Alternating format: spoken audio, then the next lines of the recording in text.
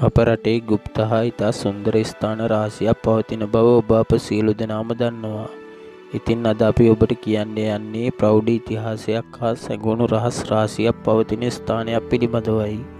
රජගල හෝ රජගල තැන්න යනු ගණවනාන්තරයකින් වැසී ගිය මුහුදු මට්ටමේ සිට අඩි 1038ක් පමණ උස් වූ ශ්‍රී ලංකාවේ නැගෙනහිර පළාතේ උහන ප්‍රාදේශීය ලේකම් කොට්ටාසයේ පිහිටි ඓතිහාසික වශයෙන් ඉතා වැදගත් වූ පෞරාණික නටබුන් සහිත කඳුවැටියකි.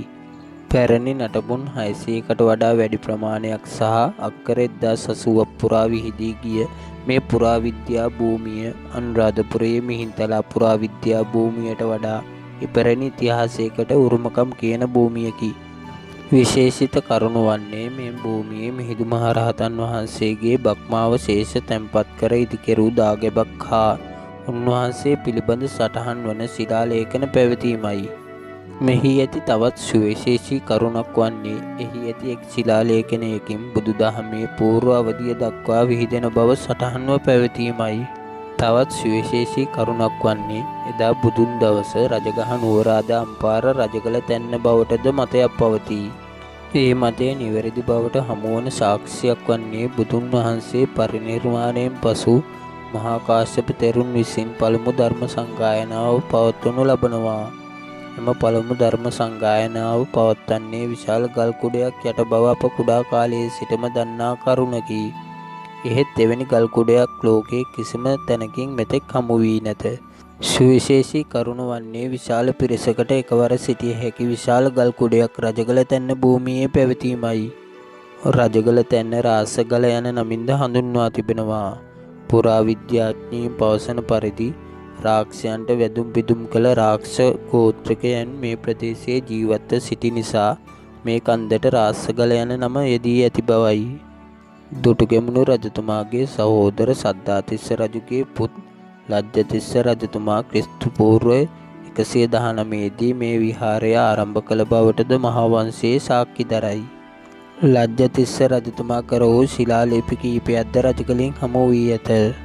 අනුරාධපුර යුගයේදී මෙම ස්ථානයේ ගිරිකුම්බිල විහාරය, ආර්යාකර විහාරය වැනි නම් වලින්ද හඳුන්වා ඇත. මහාවංශය, දීපවංශය වැනි ග්‍රන්ථවල මෙම ස්ථානය පිළිබඳව තොරතුරු සඳහන් වේ. රජගල පුරාවිද්‍යා භූමියෙහි කාලවකවානු ගණනාවකට අයත් ශිලාලේඛන හමු වේ. ඒ අතර කටාරම් ලිපි හා ගිරිලිපිද වේ. ඉන් වඩාත්ම අවධානයට ලක්වන පුරාවිද්‍යාත්මක සාධකය වන්නේ මිහිඳු මහරහතන් වහන්සේ පිළිබඳව සටහන් වන ශිලාලේඛනය වේ. එමගින් මහින්දාගමනයට සම්බන්ධ වංශ කතාව තවදුරටත් සනාථ වුවත් ප්‍රශ්නයක් ඉතිරි කර ඇති බව පෙනී යයි. ඇතමුන් පවසන පරිදි බුදුරජාණන් වහන්සේ වැඩිම කාලයක් වාසය කළ රජගහ නුවර රජගල තැන්න නම් මිහිඳු මහරහතන් වහන්සේ මිහින්තලයට වැඩම කර වූයේ අම්පාර රජගල තැන්න නැතහොත් රජගහ නුවර සිටද. විශේෂිත කරුණු වන්නේ මිහිඳු මහරහතන් වහන්සේ මිහින්තලයට වැඩම කර අම්පාර රජගල තැන්න විහාරයට වැඩි බවට සඳහන් ශිලාලේඛන දිත්වයක් මෙරටින් හමුවීම හා මිහිඳු මහරහතන් වහන්සේගේ හා උන්වහන්සේ සමග පැමිණි ඉට්ටිය තෙරුන්ගේ බක්මාවශේෂ තැන්පත් කර මේ භූමියෙහි සෑයක තැන්පත් කර ඇති බවට ශිලාලේඛන වලින් සඳහන්ව පැවතීමයි. රජගල පිහිටි අනෙකුත් නටබුන් අතර අඩක් වැඩ නිම කළ හිටි බුද්ධ ප්‍රතිමාව, දියපීල්ල හා ඊට සම්බන්ධ සුවිශාල ශිලාමය පාත්‍රය, පුන්කලස දෝතෙන් රැගෙන සිටින ආකාරය දැක්වෙන මුරගල් හා නාග රජු හා රාජිනිය දැක්වෙන මුරගල් ආදිය දැකගත හැකියි. රජගල තැන්න ප්‍රෞಢ ඉතිහාසය හා එහි ඇති සියලුම උරුමයන් තවත් බොහෝ කාලයක් රැකේවා යන ප්‍රාර්ථනයත් සමග අදට මම ඔබෙන් සමුගන්නම්.